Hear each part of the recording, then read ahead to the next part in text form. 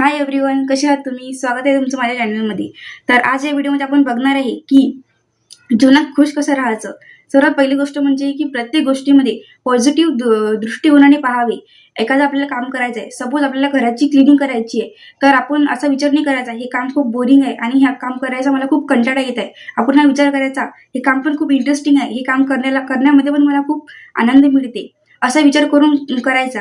ते काम करताना पण आपल्याला आनंदच मिळणार. त्यामुळे प्रत्येक काम करताना किंवा प्रत्येक गोष्टीची पॉझिटिव्ह बाजू आपण बघायला हवी. आणि दुसरं म्हणजे कृतज्ञता व्यक्त करावी. आपण देवाला म्हणतो की माझ्याकडे हे नाही ते नाही, आपण हे सर्व मागत राहतो, पण त्यासोबतच आपण देवाने आपल्याला ज्या गोष्टी दिल्या आहेत त्यासाठी कृतज्ञता व्यक्त करायची आपण विसरून जातो.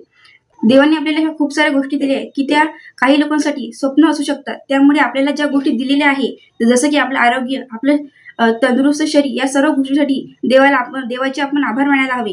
आणि तिसरी गोष्ट म्हणजे की आपलं शारीरिक स्थिती हेल्दी राहण्यासाठी पुरेसा व्यायाम, पुरेशी झोप आणि संतुलित आहार खूप आवश्यक आहे. आणि तिसरं म्हणजे वर्तमानात जगणे. भूतकाळात काय झालं याचा विचार नाही करायचा आणि भविष्यात काय होईल याची चिंता नाही करायची.